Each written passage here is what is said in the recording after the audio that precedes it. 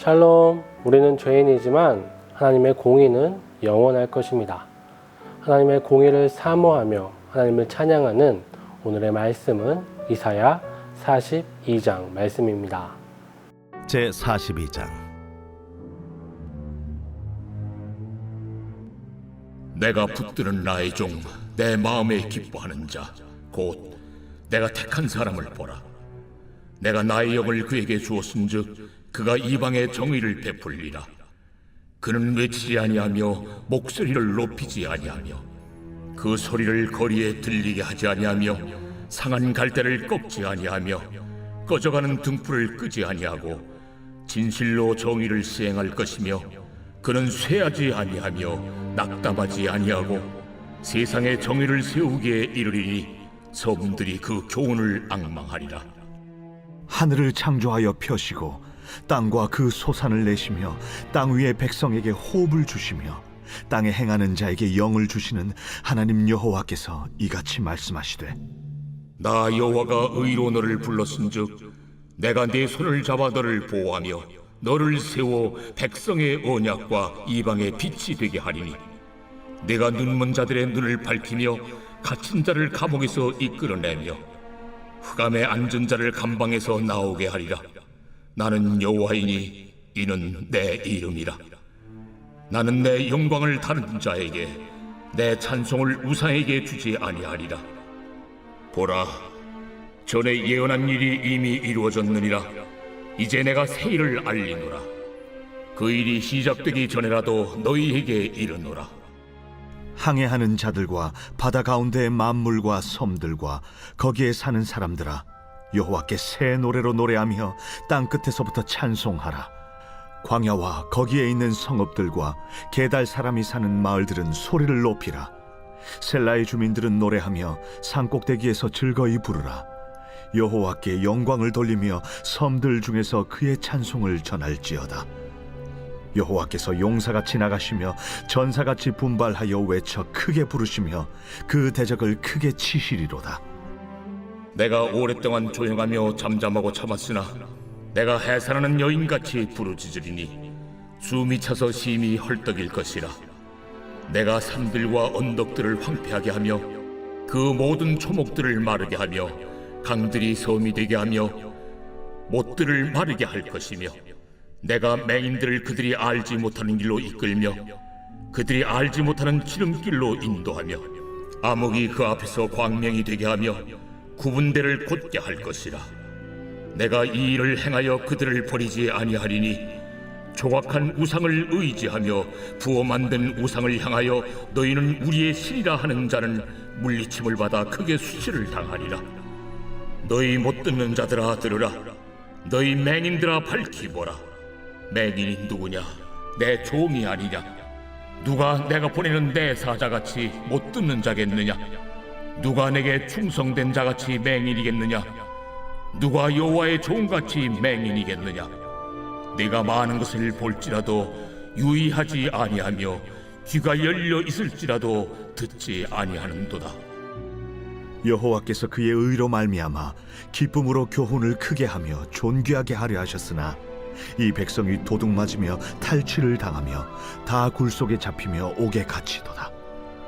노략을 당하되 구할 자가 없고 탈취를 당하되 되돌려주라 말할 자가 없도다. 너희 중에 누가 이 일에 귀를 기울이겠느냐? 누가 뒤에 올 일을 삼가 듣겠느냐?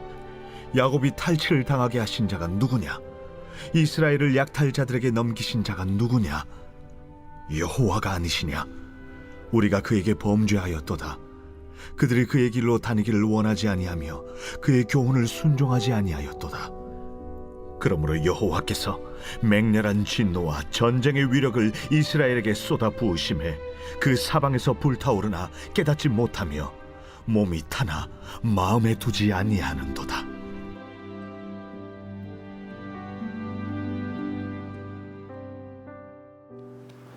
이사야 40장 이후부터 우리는 하나님의 약속의 말씀을 듣습니다.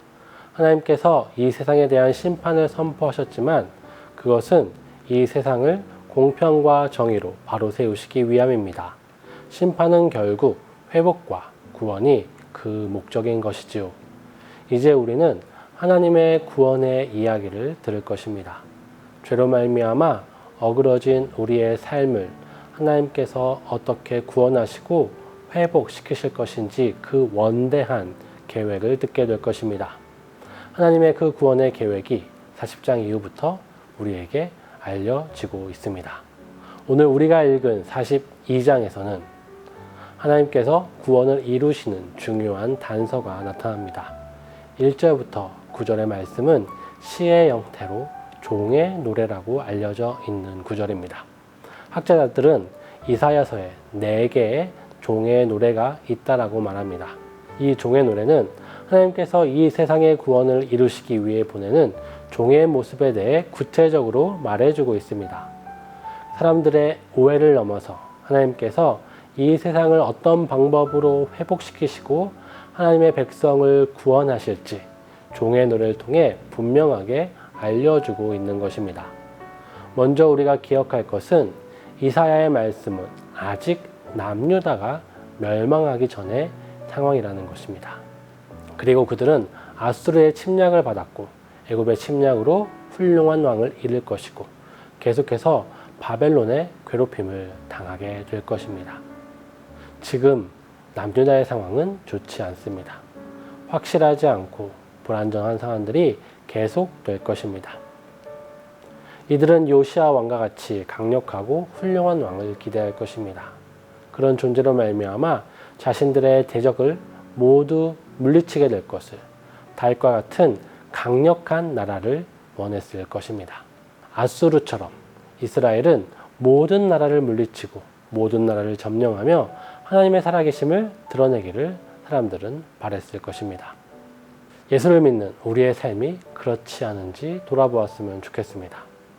예수를 믿는 우리가 돈을 많이 벌고 유명해지고 권력을 가지게 되기를, 그래서 하나님께 영광이 되기를 바랍니다. 그런 그리스도인의 삶을 통해 사람들이 하나님의 살아계심을 알기를 바라고, 그런 우리의 삶을 통해 세상이 아름다워지기를 바랍니다. 하지만 현실은 그렇게 되지 않는 것 같습니다. 하나님께서는 그 방법을 사용하시기는 하셨습니다. 바로 이스라엘입니다.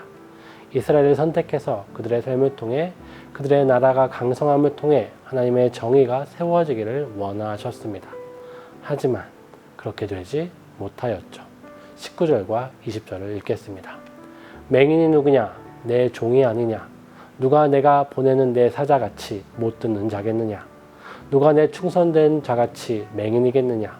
누가 여호와의 종같이 맹인이겠느냐? 내가 많은 것을 볼지라도 유의하지 아니하며 귀가 열려 있을지라도 듣지 아니하는도다. 여기서 하나님의 종은 이스라엘입니다. 하나님의 종 이스라엘은 맹인과 귀머거리 같이 되었습니다. 하나님의 말씀을 보여줘도 마음에 담지 않았고 들려줘도 듣지 않는 자들이었습니다. 이들은 결국 실패하였죠. 이스라엘이 강력하였을 때 우상 숭배로 오히려 타락했습니다. 북이스라엘이 가장 강력했을 때 아이러니하게도 아합과 여로보암 2세 때였습니다. 가장 타락했을 때라는 겁니다. 남유다의 강력한 한 우시아는 교만하여 스스로 제사 드리려 하였고 나병에 걸렸습니다. 이것이 우리들의 모습입니다. 하나님의 구원을 자신들의 욕망대로 해석하고 따르다가 결국 멸망해 버리는 것입니다.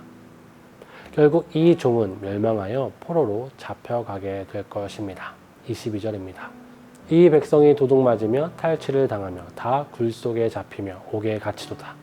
노략을 당하되 구할 자가 없고 탈취를 당하되 되돌려 주라 말할 자가 없도다. 우리가 생각하는 힘과 능력과 성공의 방법으로 하나님께서는 세상을 변화시키지 않는다는 것입니다. 하나님의 방법은 오히려 반대입니다. 42장에서 보여주는 여호와의 진정한 종의 모습은 이러합니다. 1절을 읽겠습니다. 내가 붙드는 나의 종, 내 마음에 기뻐하는 자, 곧 내가 택한 사람을 보라. 내가 나의 영을 그에게 부어주었은즉 그가 이방에 정의를 베풀리라. 이 종은 이스라엘과 다른 하나님의 진정한 종입니다. 하나님께서 이 세상을 정의로 세우시기 위한 진정한 종이신 것이죠. 그의 사명은 이방에 정의를 베푸는 것입니다. 이방이란 지금까지 우리가 보았던 것처럼 하나님을 대적하며 우상 숭배하며 하나님의 백성을 괴롭히는 이들입니다. 이들에게 하나님께서는 하나님의 정의를 세우실 것입니다. 그러나 그 정의는 아까도 말했지만 우리를 괴롭히는 자들, 악한 자들보다 더 잘되고 그들을 멸망시키고 폭력을 행하는 정의가 아닙니다. 2절과 3절의 말씀입니다. 그는 외치지 아니하며 목소리를 높이지 아니하며 그 소리를 거리에 들리게 하지 아니하며 상한 갈대를 꺾지 아니하며 꺼져가는 등불을 끄지 아니하고 진실로 정의를 시행할 것이며 정의를 세울 때 그는 외치지 않고 목소리를 높이지 않는다고 말합니다. 이는 누구에게도 위협이 되지 않고 강압적으로 하지 않는다는 의미입니다. 그의 정의는 강제로 요구하는 정의, 바꾸는 정의가 아닌 것이죠. 정복하고 찍어 누르는 것이 아닙니다. 오히려 자신들의 죄와 연약함을 인정하게 하고 그 죄와 연약함에서 변화시키려는 정의인 것이죠. 더 강한 힘으로 정복하여 강제로 변화시키는 것이 아니라 그들과 함께 있으며 그의 연약함을 함께 공감하며 죄악을 함께 슬퍼하며 그들의 삶을 하나님께서 기뻐하신 대로 변화시키는 것이 바로 하나님의 정의입니다. 계속해서 4절입니다.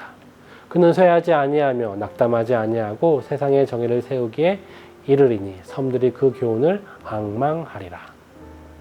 그는 쇠하지 않고 낙담하지 않는다고 말합니다. 하나님의 정의는 세상의 강한 힘과 핍박 앞에 서게 될 것입니다. 많은 반대와 공격, 조롱이 있을 것이지만 하나님의 종은 멈추지 않을 것입니다. 그는 힘과 권력으로 자신을 공격하고 조롱하는 사람을 공격하고 찍어 누르는 것이 아니라 그럼에도 불구하고 사랑과 긍휼과 섬김으로 그들을 변화시키실 것입니다. 그로 말미암아 이 세상은 하나님의 구원을 보게 될 것이고 누리게 될 것입니다. 그리고 6절을 보면 이는 창조주 하나님의 분명한 약속임을 알게 됩니다. 그 약속은 예수 그리스도로 나타났고 성취되었습니다. 그리고 오늘날도 이루어지고 있습니다. 하나님의 종을 따르는 우리의 삶을 통해서 말입니다. 하나님께서 이 세상에 정의를 이루시는 방법은 힘과 권력과 강제가 아닙니다. 하나님의 방법은 섬김과 사랑과 긍휼의 방법입니다. 우리가 높은 자리, 성공하는 자리, 돈 많은 자리에 가야만 하나님께서 일하시고 계신 것이 아니라는 것이죠. 오늘 내 삶을 통해 나의 말을 통해 나의 섬김을 통해 누군가 회복되고 누군가 자신의 슬픔에서 해방되며 누군가 하나님의 구원을 바라보게 된다면 그것이 하나님의 방법이며 그것이 하나님이 정의를 세우시는 방법입니다. 그런 우리 한 명 한 명의 삶이 이 세상에 하나님의 정의를 세우는 가장 큰 힘과 능력이 될 것입니다. 오늘 하나님께서 세우신 종의 모습을 본받으며 오늘 우리에게 주어진 삶 속에 낭망하지 않고 끝까지 내 옆에 있는 사람 위해 기도하고 사랑을 베풀며 인내하는 모든 성도 여러분 되기를 소망합니다.